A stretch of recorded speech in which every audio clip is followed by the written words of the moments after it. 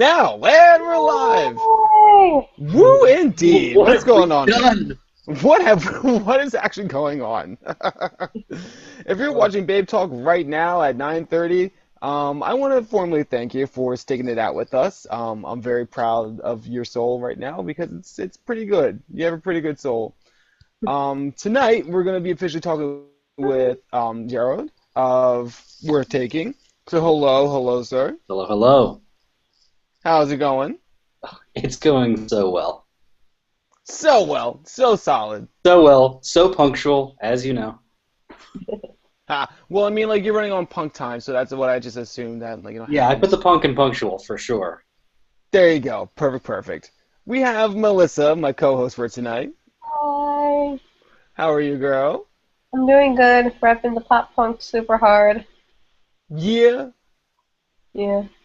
Well, I'm very disappointed in you because it's actually Black History Month, so if anything, you should be like repping black people. So you're actually fired. Well, Wait, what are you wearing? Hold on. Black people invented pop punk. what? I'm wearing a onesie. Dear God, get your shit together. Where did you get a pizza onesie from? The guy I'm dating, he's just like, oh, hey, here's my onesie. You have to wear it. I'm like, okay.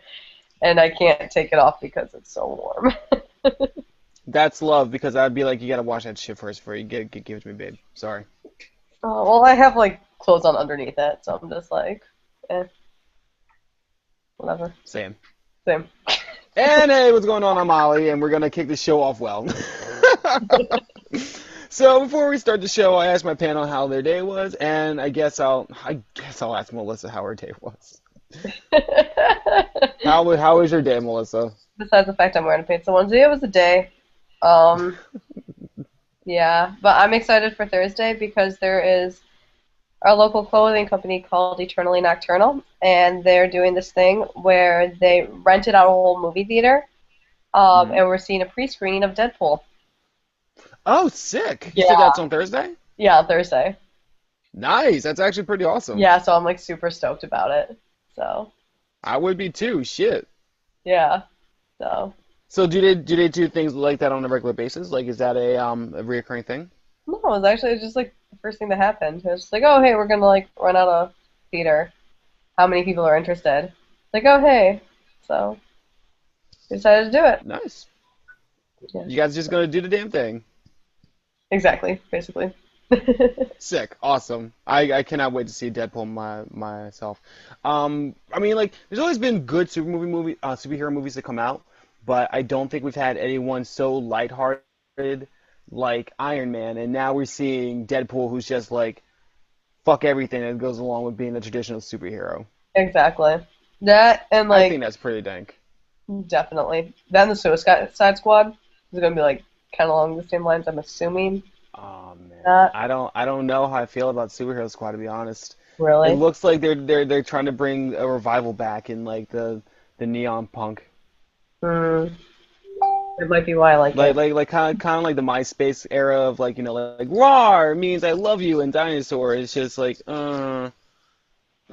because it looked really good. It looked like, you know, it had its fair share of violence. It had Harley Quinn being the weird, you know, sensual girl that's just crazy, and you had who was a Deadshot, I believe. Yeah. That's just like, you know, totally militant, and it looks good. But then they put the trailer out, and it's just like, yeah. I mean, Jared, have you seen the commercial for Suicide Squad yet? I have, and I'm gonna be honest, like, I just don't trust trailers anymore.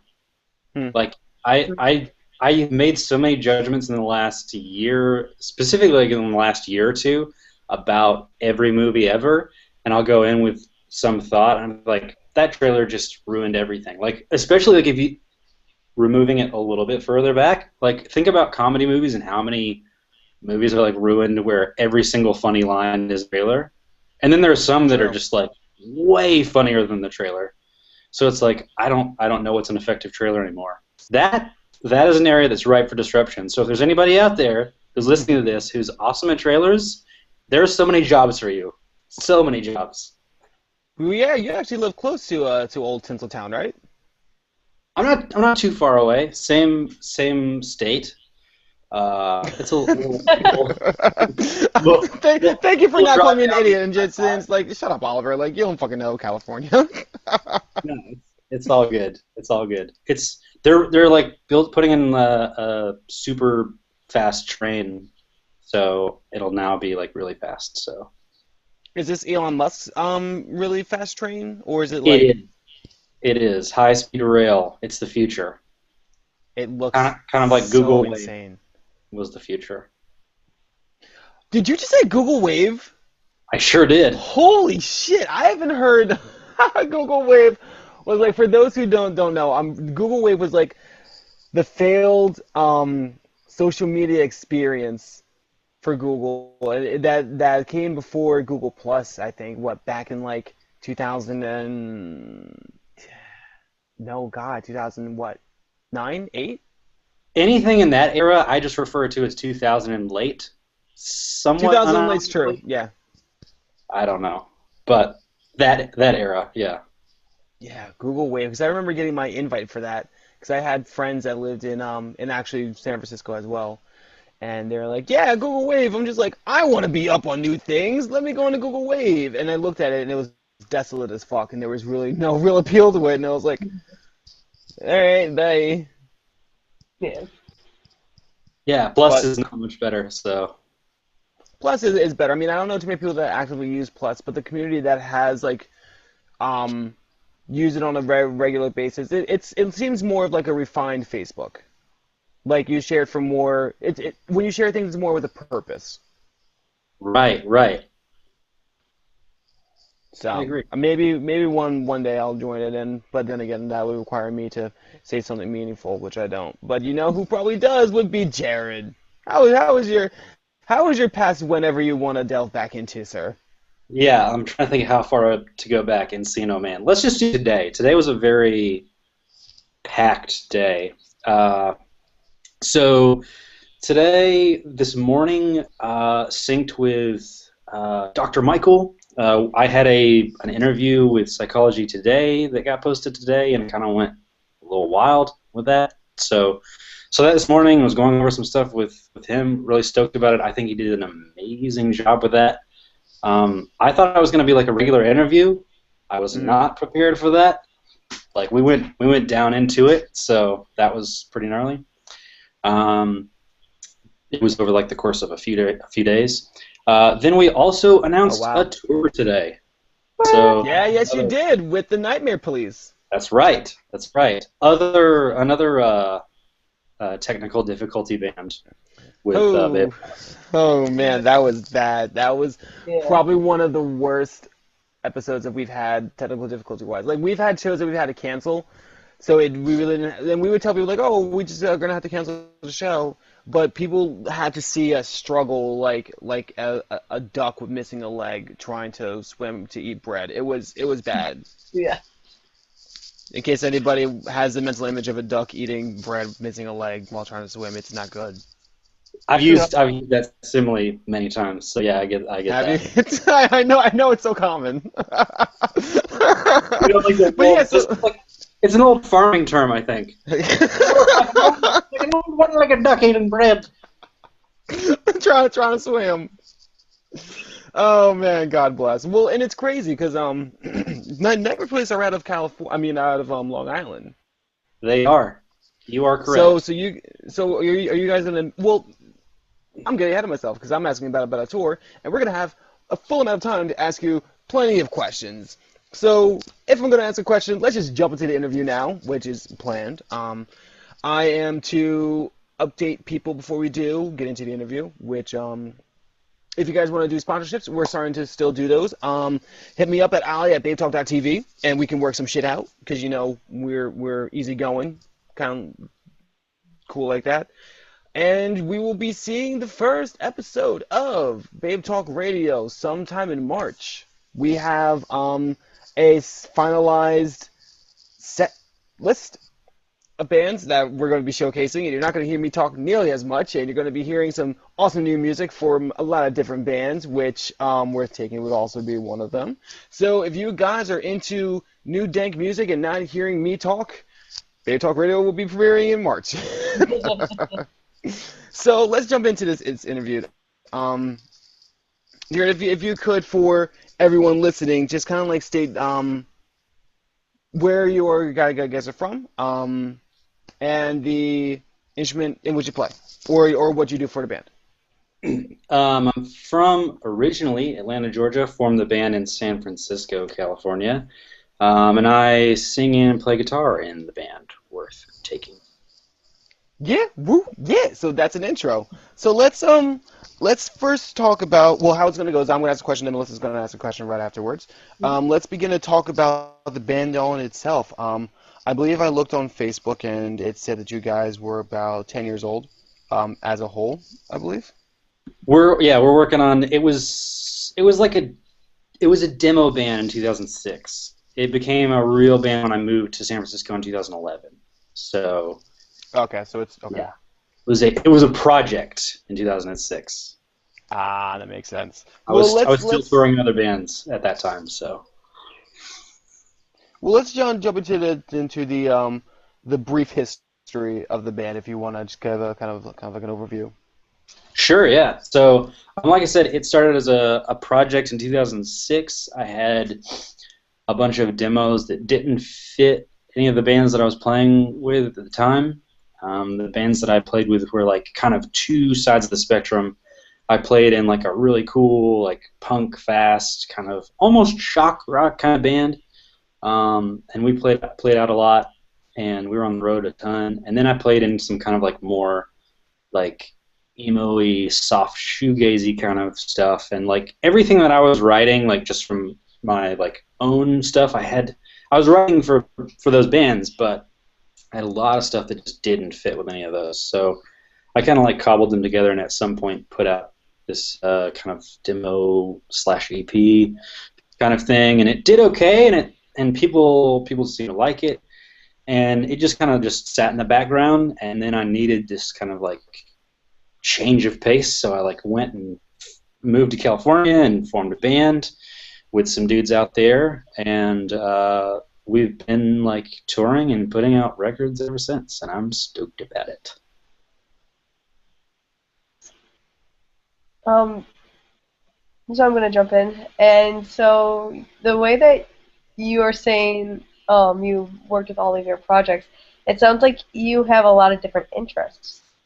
Um, where do your influences come from all these different interests, and do you have a favorite interest? Is there one that you're particularly drawn towards, and why? Yeah, so I think that's kind of what Worth Taking is as a band for me, is like really honing in on figuring out what that favorite is. It definitely draws from a lot of like influences, but it's like me always going back to the same kind of favorite. It's like that pop punk, what pop punk used to be, I guess, Mm-hmm. and like that kind of alt rock thing. Because I love like hardcore punk, I love hardcore music, I honestly love like country music a lot, and I know that freaks people out, but it's real, and it's a real deal passion for me. I love It's that, real. and yeah, very real, really real. But and so it's a lot of those different things.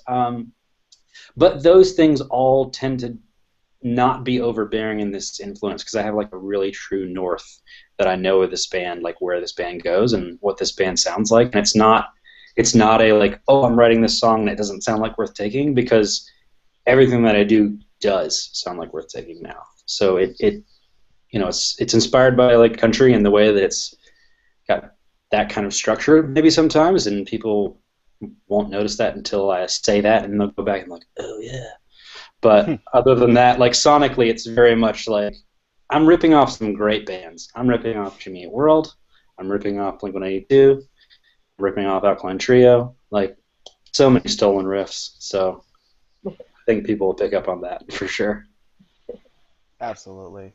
And it's cool to like, gain interest and then be able to like say that, hey, this is my favorite band, and I'm kind of taking in their stuff along with me. It resonates very well. Yeah, yeah. I hope so.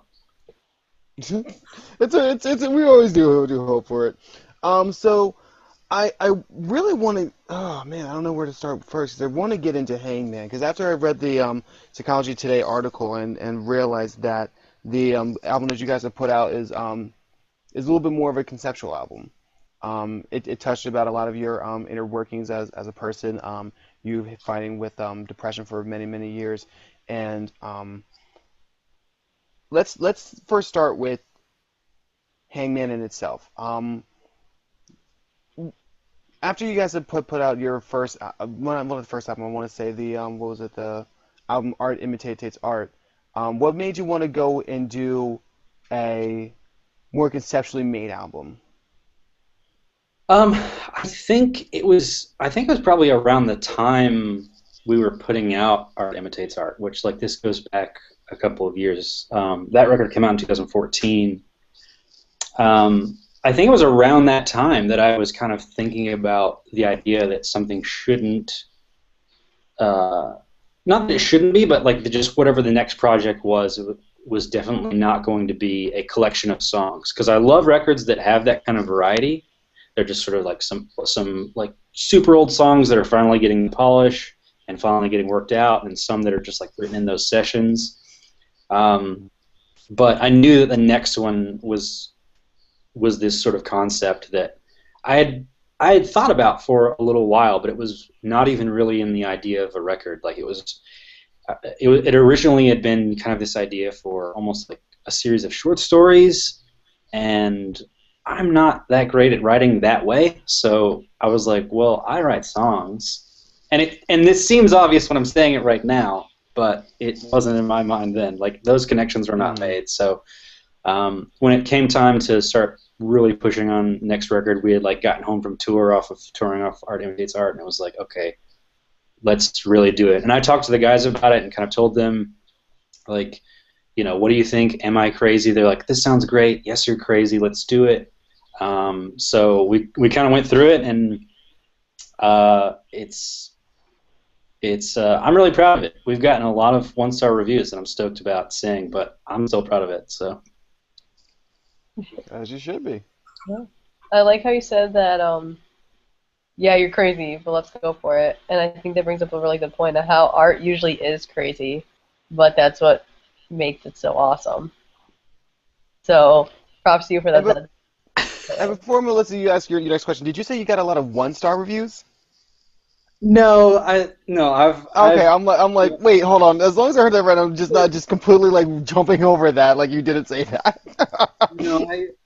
We've gotten a couple of reviews that. So I've been really complaining about the reviews that come in that are what I call meh reviews. Mm-hmm. Because if someone was like a 1-star review and they're just like, this is the worst thing I've ever heard, I'd be like, sweet, so awesome. Please post that everywhere. And then we've gotten a lot of like really, really good ones that I liked, and I've shared some of those. But the ones that are just like, this is pretty good. I'm like, what do I do with that? What do I don't know. Those are almost more insulting because I'm like, I wish you would just love it or hate it. I wish you would just pick one. And it's like you can't really gain any criticism from it, you know? Like you sometimes will use reviews to kind of like build off of things if you give a damn that much, or you can just say punk and say fuck it all. But I definitely take criticism fairly well, which is, and that's what I'm saying. Like I almost need it. I'm like, no, like tell me what I've done wrong, and I'll fix it. Or if it is something I'm just like, no, you just don't get it, then I won't fix it, and I'll just keep doing my thing because I'm punk rock. But true. So I can typically distinguish between the two. If they're like, this song is too long or this song is too short or something like so fickle like I'm like, no, I don't care. That doesn't matter. But I'm sure that there's something with substance, and I'm happy to take that as well. Which most of that revolves around like the actual like production of the record, or like releases, or if they have a problem with something I said that was like offensive or something, and that kind of stuff I do take seriously. That doesn't really happen all that much, but if it does, then I take that into account far more than like, this doesn't sound punk enough. So. Yeah, I love that phrase, punk enough. Yeah, like define punk enough. Well, but we can have a podcast about that if you want. About the definition of punk. I was actually going to say worth taking is punker than you. which is another one, which is the cover, which I actually no, now that I'm on that subject, I guess I can ask that as well. What guys made you want to give the nod to classic punk bands by doing the covers? Um, it was that was almost like I don't want to say it was like a record of convenience. It's not like we just kind of wanted something to fill those gaps. We had like an EP, this 7-inch that we put out, and we had like toured really heavily on just like a few songs. Um, and we had done like it was crazy. Like we did like US, we did Japan, and it was just like these handful of songs. It was the same set over and over and over.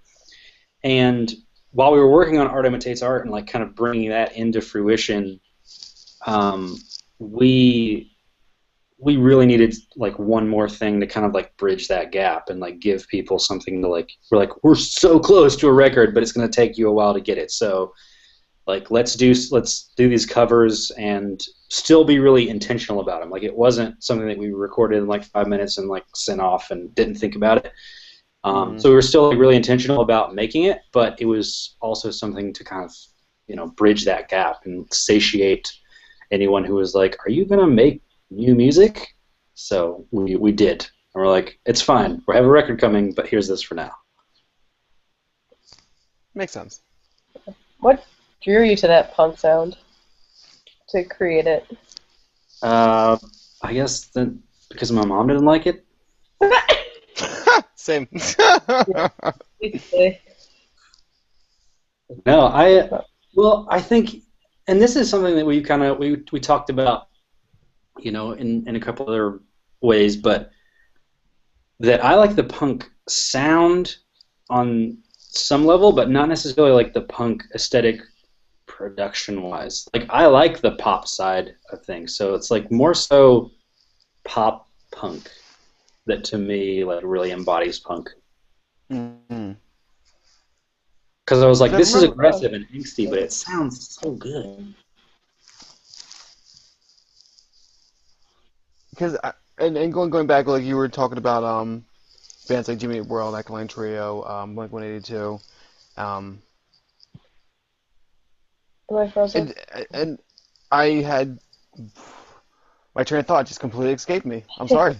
I wish I had a question to go along with naming some influences, but I guess I just name dropped some bands. You know what they say. Ducks with one leg. Questions. I am. Yes, ducks with one leg. They can't swim and eat bread.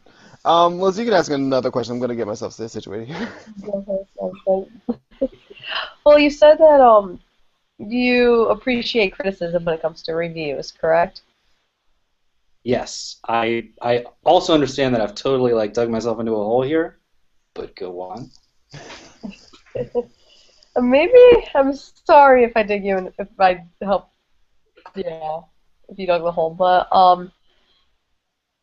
is there any constructive criticism you received either on the album or in the past that you've really taken to heart and you want to roll with?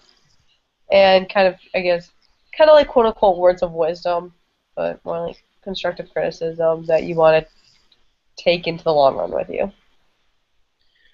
I think the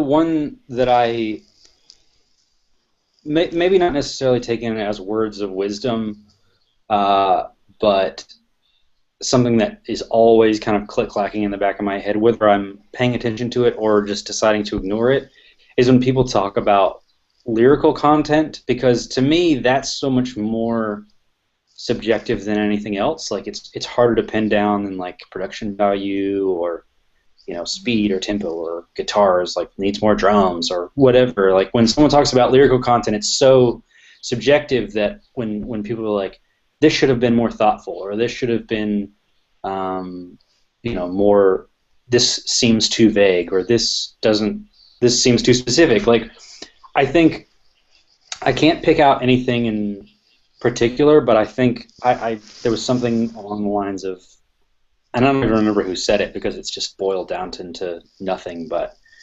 just talking about lyrics should be more meaningful. And I took that and I was just like,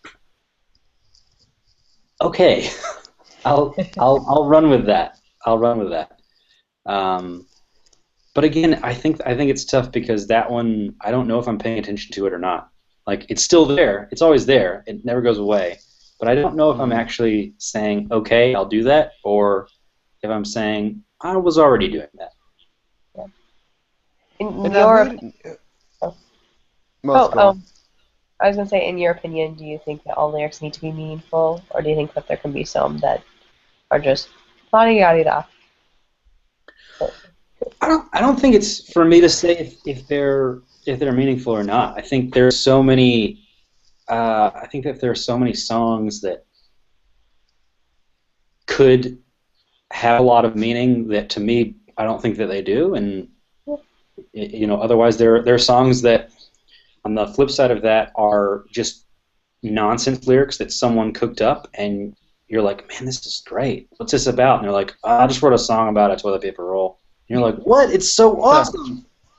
Like, and I've had those moments where you'll go read and you're like deep into Wikipedia at 3 a.m. and it links back to some other YouTube interview or something that was shot on a VHS camera in like '94, and you're like, what is this? And it's like your favorite band talking about some song that like holds this place in your heart, and they're like, yeah, we just wrote that because they told us we didn't have a single for the record, so we needed something poppy, and I wrote it in like 4 minutes. And you're like, oh god, So I don't think it's. I think it's up to us as listeners to ascribe meanings to songs, because it only means as much as we take it for. So if you think it has meaning, that's on you as a listener, I feel like. Mm-hmm. There's a lot of songs. And I'm assuming that you guys also, like, not feel an obligation, but to also want to write something that would be relatable to the people that are listening to your music as well. Yeah, and I think that's the onus on us as an artist, right? Is if they're going to take meaning from it, then we have to frame it so that they can. If we make it so vague and pull it back that they can take a variety of meanings, then that's great, and that's still great art. And I know a lot of bands that write in a very vague way, but it works for them. But there's also a different kind of storytelling art that's, just namely that. It's storytelling as opposed to sort of this lyrical movement of the song. As opposed to moving the song along, you're moving the story along. And that's kind of the approach that I've been taking more or less with my writing as of late, just because people, again, can take whatever meaning they want out of a song. So if you can kind of get them in the ballpark and leave it open enough to where they can ascribe their own meaning, but still kind of give them at least a sense of where you are, I think that's kind of what I've really been striving to do lately. Like guiding them over to a meaning of sorts. Yeah. Like what? Like guiding them, like kind of like Yeah. Not like yeah. Like so the bumpers in bowling? Mm-hmm. It's like that. Like, I'm gonna make sure they don't go like so far off that they don't hit any pins. I'm like, I've got 10 pins in this story, and if you hit all of them, I'll buy you a beer, because even I don't even know what I'm talking about most of the time. But if I put up like these bumpers and write it in such a way that they're gonna like get down there and hit like a couple of them, then I'll feel like I did my job. I like that analogy. That makes sense. So let's start to dive into the band in itself. You were talking about before that it was like kind of like a project, and then it evolved its way over, and you kind of uprooted your life. And I'm not sure if that's in connection to the band all of itself, but you went from East to West Coast. And I did. Yeah, so you uprooted yourself for the progression of the band. So that just shows how dedicated that you are. But what made you believe that hard in your band that you're just going to say, this is it, this is what I'm going to do? That's hard for me to answer, because I don't see any other option. Like, I know that there are like weekend warrior dudes who are like, this is my band, come check it out, I'm an accountant, and I'm like, cool, all right. Like that's fine, but to me, like when you say like this is my band, like this is my art, this is my work, I don't see how you can not do everything that dictates to you in terms of like how your life moves. So to me, it doesn't even seem like a question. That makes sense. So when did it start to when did the band start to form together? Which you said like, all right, let's get down to business. 2011. 2011, I put out sort of the tail end of uh, All Me as a band as I was like forming the band. So I put out the Anxious EP as sort of like a restart. And while I did play all of the instruments on that record, I sort of consider that the start of the band. I was like, this is it. This is what we're doing. This is where we're going. And kind of set that as like, kind of like I was saying before, like the true north. Like that's the direction. That's where we're going. And then found some guys who were stoked on it and started touring, started playing shows, got those guys in and said, like, let's record something ASAP. So we did. We put a 7-inch out in 2012. So that 11 to 12 year was like the real like putting in the hours for that band. And I'm not too sure, but I believe that you guys have changed different band members throughout the years. But how was that process of finding the band? Those are that are really behind the music that you guys put out. I think it's I think it was I was really fortunate. I know that a lot of people have a lot of turnover in bands, and it's like a new bass player every week, and I was really fortunate to only have a couple of those changes along the way, and really when we kind of went through it, I think it was because we started out as like very intentional. We started out as like this is going to be it, like this is going to be the real deal, and anyone who did sort of go their separate ways from this band was someone who sort of started off thinking that that's what they wanted and realized that they didn't. So, unlike a high school band, where a lot of people, get in the high school bands and you all don't really agree on a direction because you don't agree on anything. Like no one knows what they want to do. They're just like, I don't want to play in marching band and I don't want to go to college or whatever it is. Like you don't really have as much agreement. So we kind of skipped that step almost. We were all pretty much want to do band full time, so it made sense. So you were just lucky and just found literally the perfect people for your sound. Yeah, that's not easy. It was great. I found Chris, so our bass player. I found him through a guy who was kind of like temporarily playing drums for us, and I say temporarily, but like he put a lot into the band as well. Like he definitely doesn't want to be like touring full time, but he gave us sort of a lot of great stuff during the time he was in the band. And then Chase, our drummer. I met him because I was producing bands in the Bay Area as well. So I was producing bands, and there was a band that came through, and I was like, "Your drummer is really good." And they're like, "Don't steal him," and that's so. I was like, "Well, I did. I'm so sorry. I feel really bad, but hopefully they were just joking." If they really meant that, I'm sorry. I had no idea. I thought you were joking. It's like, oh, sorry. I mean, like, he's talented. It's like, yeah, I know. That's why we want him. Yeah. Yeah. And I joke, but I try to be like really sensitive about that. I was like, you guys, if you don't want this to happen, like, I'll look somewhere else. And they're like, dude, it's fine. So. Is that kind of like the band bro code?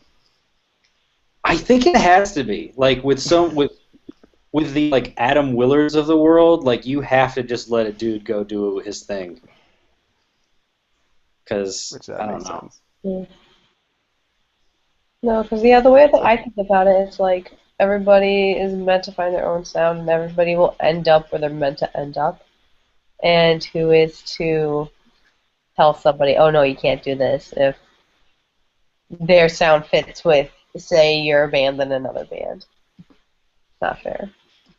Yeah, like do you want to break up with someone and then be like, no, you can't break up. Like we need to stay together forever. And it's like you don't want someone that doesn't want to be with you. Yeah.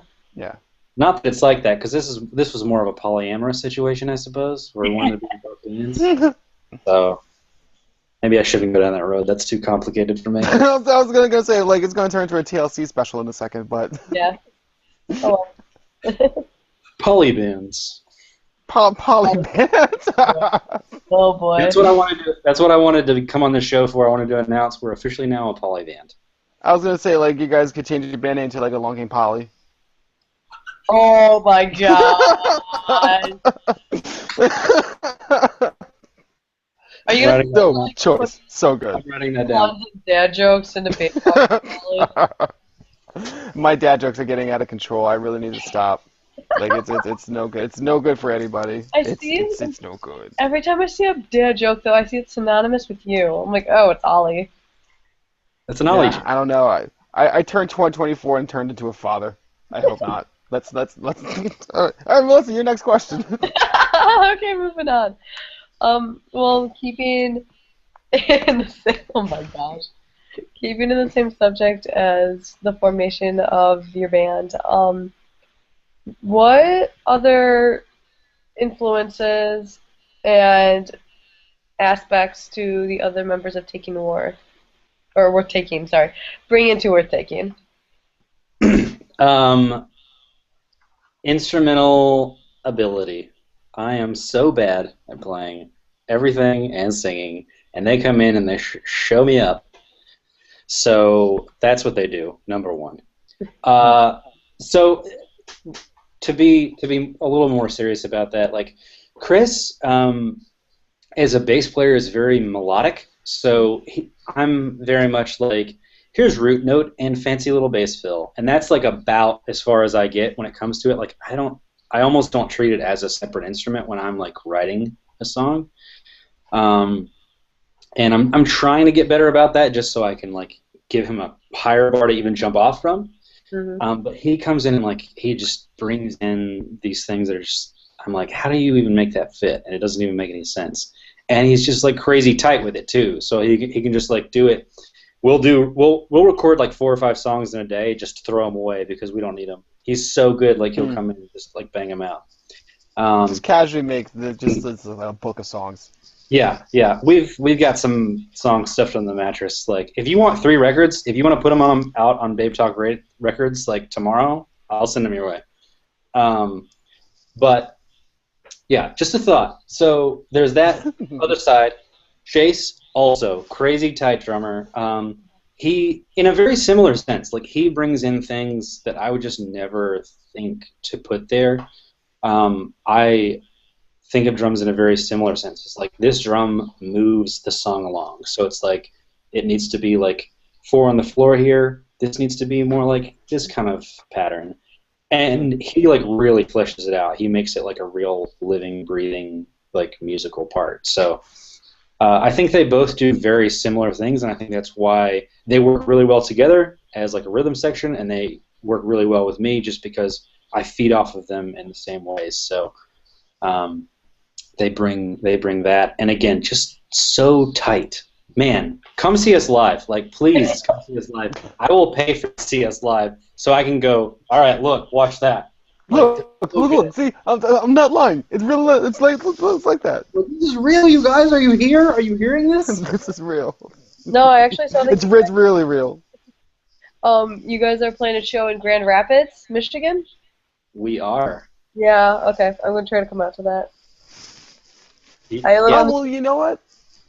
Sorry, continue, Melissa. Oh, I was going to say, I live on the complete opposite side of the state, so I can't promise anything, but I'll try, because that's, like, so freaking cool. I'm like, oh, hey! I live there. Not really. It's like, oh, shit. We can just move the show to halfway there. Just meet you. Okay. Halfway. Sounds just good. let me know. We'll sort it out. It's all logistics. No big deal. Excellent. I like it. Are your people gonna talk to each other? Yeah.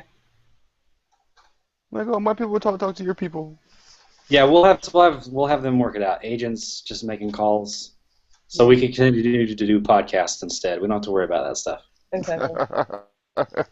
Legit questions. Well, I wanted to ask questions about tour because I wanted to know how well do you guys tour? Have you like did some big tours, and then I'm pretty sure that you said something about Japan.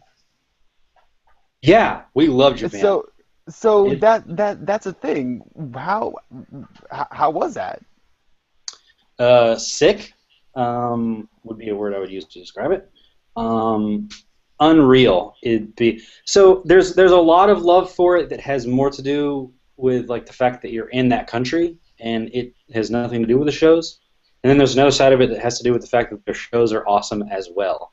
So that's Hmm. why it's so great because like when you do international travel and you go somewhere where they speak English for the most part, like if you go to Australia or you go to the UK or pretty much any part of Europe that has like a real big English contingent, I think you don't feel like you're out of your own country. You're like, oh, this Hmm. could be somewhere else. Like, because there are places in the United States that feel more different to me than London does. You know what I mean? So that's why like Japan is such a cool place because you feel like you're on another planet. You're like, where am I? Everything is crazy and like over the top, and all the bands over there are ludicrous. It's ludicrous how good they are.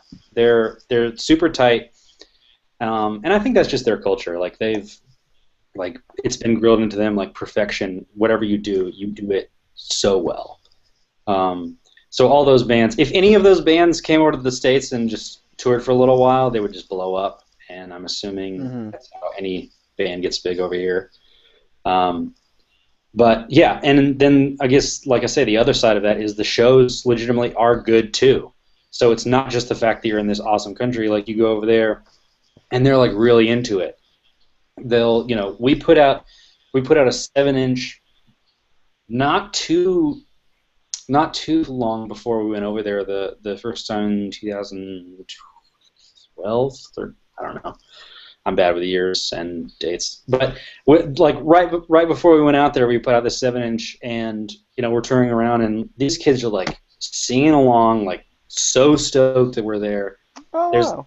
It's like you almost feel like a rock star. Like people are asking for autographs, and people are like wanting pictures with you, and they're like, when you come back, I want to open for your band, and you're like, okay, yeah, yeah, sure, whatever, that's great. Hmm. So you get this rock star treatment, and they love American bands. So it's just twofold. Like the country itself is amazing. I would just visit over there, you know, ad infinitum if I could.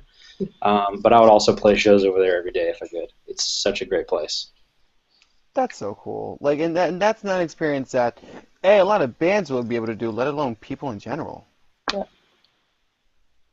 Yeah, So travel is a great perk of this job. Being able to almost like subsidize a vacation is a great exactly. band. And so when did you guys find a the point in your guys' band career to say it's now time for us to package this bitch on the road? I think yeah, it was like 2000, like 2011. We did like a lot of West Coast touring, and we just to like sort it out, and that was like kind of like getting members in shape, you know. So I think it goes back to like what I was saying, that 2011 to 2012 little bit, like that year was the like if you're not ready to go on the road, like you're not ready. So I Hmm. think that was really when it started moving. Nice. Yeah, Melissa? Oh yeah. So in your experience, what was the? This is gonna kind of sound like a surface question, but if there's any way that you could dig deeper into the difference between the travels and touring internationally versus nationally, that's something I'm very curious to hear about. Yeah. So I think I think internationally you have more of what I describe internally in our band as Fargo shows. And I'll say what I mean by that. There's a band that I played in many years ago, and we were kind of in the middle of this tour, and we had a couple of dates off, and this promoter from Fargo called us, and he was like, hey, like I found out that you guys were having like these days off, and it looks like you could probably be coming through Fargo. And we were like, yeah, we'd rather play than have a day off. Like, we were just gonna have a day off, and we hate those, so let's play a show. And he's like, sweet, I'll have you guys come through.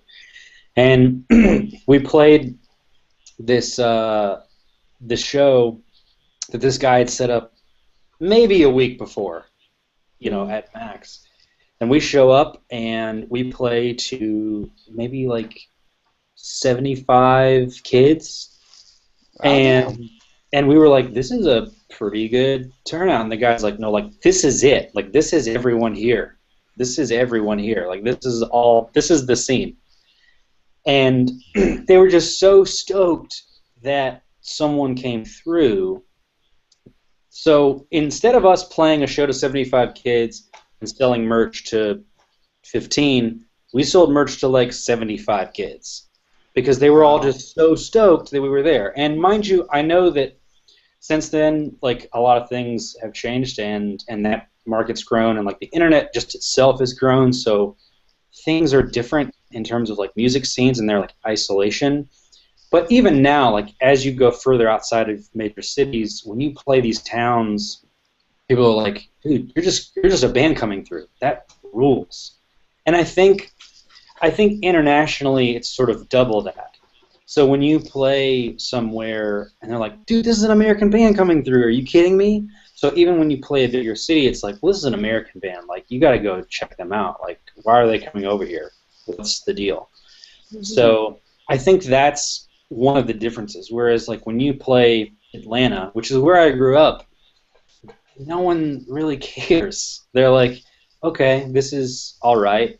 And they kind of just sit there and they take it in. And if it's a big band that has notoriety, they'll go see it because they can just use it as a date or something, or that. But and it's hard to tell them a reason not to. Like, San Francisco is a prime reason. Like, why would you come to my show when you like walk out of your house and you pass 10 live shows on the way to see mine? Like, how do I convince you of that? So in the U.S., you don't have that card to pull. You don't have that, oh, we're an American band, so it's important that you come see us. It's almost rude for us to like say that because we're not any better than those local bands, but we're from America, so come check us out. Now let's touch on your local scene. In a big city like that, it is hard to kind of like stick out and to like be able to bring kids out to shows. But I've always known about the DIY scene. There will be certain promoters that have just like a cult following, and they just love being at those shows. Do you see anything similar with that with your scene, or is it just more of just like a, well, music's everywhere, let's just all do that? I think there are a lot of people who try it. I think in San Francisco there's more of a they'll have gaps, whereas in other cities they'll kind of continue on, like, as people age out of the scene in underground and DIY, like, someone will already be there to kind of take it over. In SF, because it's so hard, you'll see people kind of age out, and there's no one there to like take it over and take the mantle. So you'll see a little while where there's just like nothing happening. There are no shows coming through, and it's all, I mean, of course you got like there's some stuff in Gilman. There's over in Oakland, like East Bay's got their own kind of thing going on, but in San Francisco and even like South San Francisco to a larger extent, there's not much going on when someone is finished. Like there's one dude who I know who's doing like a lot of punk stuff in San Francisco, and he's super busy like with a million other things. So I hit him up every time. I'm like, dude, Vince, like, I need a show. His name is Vince, and he's awesome. He's down in San Bruno, I think, is where he actually is. But he'll come up to SF and do shows and DIY there and weird halls until they get shut down, and then he'll just go find something else. So he's like the guy. Whereas East Bay has a lot of stuff. Gilman has a huge history. North Bay, like the Phoenix Theater in Petaluma, you know, I know Gilman gets a lot of the credit for, you know, bands like Op Ivy and stuff, and they get a lot of that credit for like AFI and Green Day, but like the Phoenix Theater in North Bay, I feel like has a lot of that as well. Like that for some reason didn't get the cred. I think it's just because it's a big venue and they service a lot of like national like touring acts as well, so they don't have the credibility. But there's some cool little scenes outside the city that we tend to go to and try and get into those more so than really trying to see what's going on in SF proper. Mm. And then does each little pocket scene have its own personality? Oh yeah, for sure, because they're all remnants of whatever the last scene was that got taken over. So it's like, why do you guys all like look like crust punks, but you know, sound like you know, the sounds? And it's like, well, you know, like the last guy who threw shows here, like he was like a really crusty dude, but we like this weird poppy, you know, noise rock thing. And it's, you'll see these like little aftershocks, and that's very much like, you know, some East Bay stuff there. North Bay stuff is very much the guys. I'll call it commuter punk. Like these are dudes who will drive 2 hours to play a show, but that's about it. They will drive to San Francisco to play a show. They'll drive to Oakland to play a show. But that's about it. Like they're happy to go into the city, like where things are, and they'll also play in Petaluma, or like Santa Rosa, where you know where they're playing there, and that's about it. So there are a lot of dads up there, not dad rock, but a lot of dads playing rock. Huh? That's not stigmatized. That's good. Yeah. So you know all about dad rock, right? I said, you know what? I've been rocking Dave Matthews and Weezer for the past like you know 3 years, so I guess I'm now kind of into that. So, but before we jump into our song showcase, and not a lot of people notice. Well, not a lot of people notice, but I mean, like it's not a typical thing that you hear within a person recording coming out with a full band EP and every you know piece of instrument is played by you. Or played by one person. You'll see it sometimes, but it's not a typical thing. Where did your initial interest of music come into play that you were just like, oh shit, let me just now play all these instruments. Let alone play an instrument, play a bunch of instruments. Social awkwardness, I think, is where that starts. Like when someone's like, hey dude, like let's play music together, let's jam. Even if you take away the context of the fact that like someone's saying jam and meaning it, if you take that away, it's still kind of like unnerving and be like, oh man, I have to play music in front of another person, I don't know what's going on. So like that was really kind of the impetus of that. And I think it was that combined with the fact that like even when I was playing in bands, it would sometimes suit me better to better understand what I was going to try and translate. Because when I hear a song in my head, it's not a skeleton. Like it's a full-blown thing. It's like a full production. There's like, you know, there's lights and phantoms and everything. It's like the whole deal. And, you know, for me to kind of give that to someone, and whether they're playing drums or bass or piano or whatever, I hear those instruments and I would go, no, that's not right, but I can't fix it for you. So it was almost just more just me being a control freak and going like, no, I've got to fix this. I got to fix this somehow. So I would just learn some other instruments. That's crazy. Because that's like taking it to your own hands, just being like, you know, if I'm going to make it sound right, I'm going to have to do it myself. Make it happen, man. If you get an idea, do it. Some of my, like, two of my best friends and I had an idea for a concept band when we were on tour one time, and we just did it because we thought it was so awesome.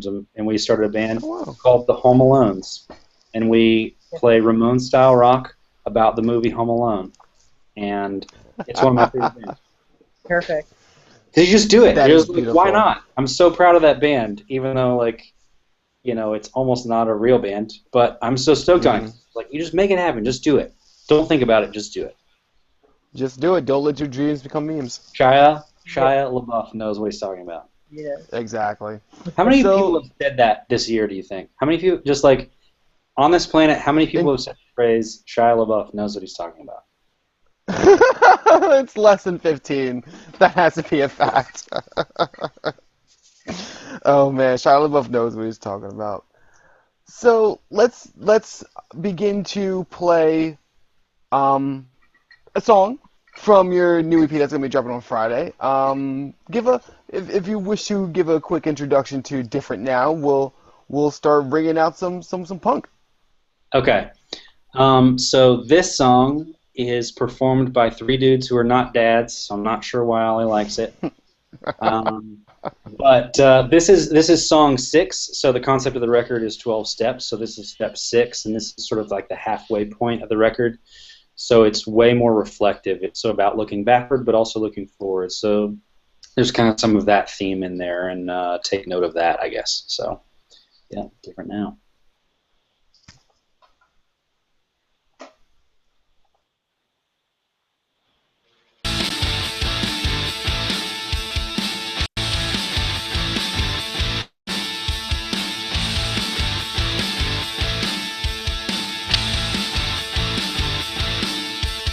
I have to be patient with the process that I'm taking, and I never thought I'd make it halfway there.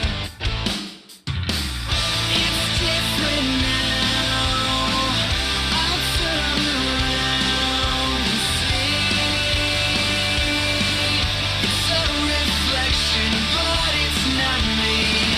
It's different now. I'll turn around and see.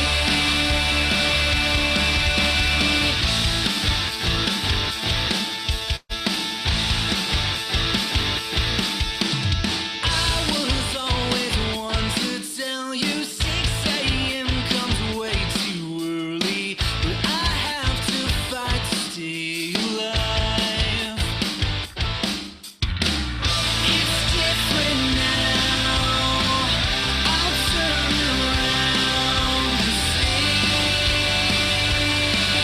It's a reflection, but it's not me. It's different now. I'll turn around and see.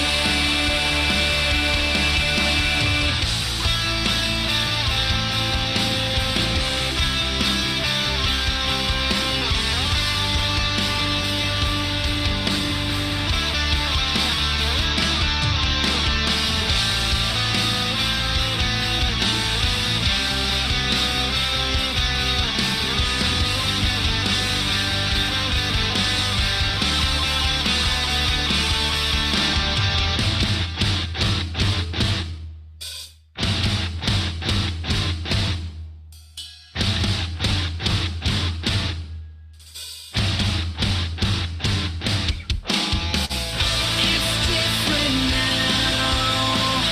I'll turn around and see. It's a reflection, but it's not me.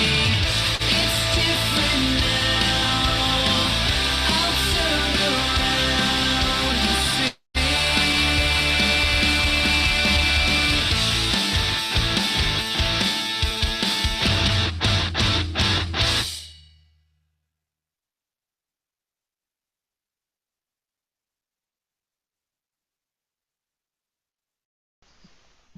All right, all right. I liked it. I liked it a lot. Yeah, Whew. it's a great. I mean, like this album all as a whole is awesome because I remember when you guys let a homie know a little bit about the album and diving a little into it. It's good. It still keeps its punk cred with keeping with the same kind of like loud, not too long songs. Um, After going through your some of the interviews in which you did talking about your influences like Jimmy Eat World, Blink-182, Green Day, those are some of the bands that you like, but you still have your own sound, and it's not cookie cutter like some of the pop punk bands that you'll see nowadays. Like Knuckle Puck, Green, Real Friends. It's not traditional pop punk. It's your own sound, which I think should be very important to have when if you're doing your own thing, do your own thing, you know? And I mean, like, of course, you're always going to want to make music, but it's very cool to see you have your own distinctive branding and also sound when it comes to music. So I'm very glad that you had told us to take a listen to it, and that was Different Now by Worth Taking off the new EP that will be dropping on Friday, Hangman. Those are all words that I said in one big sentence. And great words. Thank you. I appreciate that. That means a lot. I think we're gonna start calling our band Cheese Pop because we did like an exclusive with Absolute Punk, and there were like some really cool comments, but then a bunch of people just started relating it to cheese, and I think it was their way of saying that the song was really cheesy, but I think it's really funny to just take that and go, it sure is. So now we're a Cheese Pop band. There you go, because you know how Blink-182 would be like, oh, Blink-182, shitty pop punk. Yeah. Oh, Worth Taking, cheesy pop punk. Like, all right, here we go. Right. Cheesy pop punk. Yeah. 2011? I don't know what year I would put on a t-shirt. Since 2011, where it's probably on your chest. Yeah. Well. It's gonna be a left chest tee, a couple of arrows, a couple squares. A couple of arrows. just like the compass ones too. Yeah, dude. Super hip. Super fucking hip, man. It's like you're not allowed to buy it unless you have a handlebar mustache. Like that's how hip our shirts are. We're gonna print 4 of them. They're gonna have exclusive. You know, we'll do a band exclusive. Like we'll start doing some Babe Talk / we're taking shirts. It'll be fantastic. We call it Babe Taking. There's something there. We'll figure it out. Worth Babes. Worth Babes. There are 3 Worth Babes talking right now. There are. Well, though, too. I'm not worth a babe. But anyway, I'm glad that you took the time and stopped by to talk with us. It's been awesome. We'll be very hyped on Hangman, drop it on Friday. We'll be sharing that around, and can't wait for the general public to start and take a listen to it. It's definitely going to be a fresh take for a lot of kids, I believe. Thank you. I'm stoked. Thanks, man. Absolutely. Jared, it's been very nice talking to you. We're going to have a band on Thursday. You'll have to look out for the announcement tomorrow because my name's Ollie, and I always forget what's going on in the future. I don't think I ever planned out more than 24 hours in advance. But we're going to have another show on Thursday, and we're actually going to be having shows on Tuesdays and Thursdays from now until the end of March. We're actually booking shows. So, hey, bands, if you're listening and you want to get on a show, talk to a homie, and we'll work that shit out, yo. It's cool. True. It worked for me. You can do it, too. I was on Babe Talk, and you can, too. It's going to be great. But, Jared, it's very nice talking to you as well. As always, Melissa, it was nice seeing you. And on behalf of the whole crew, we're going to end the show tonight. You can catch this. Well, if you're listening to it at this point, you already watched it. So I guess you don't need for me to tell you where to find shows. But, yeah. Anyway, guys, I'll see you on Thursday. And everyone enjoy the rest of your night.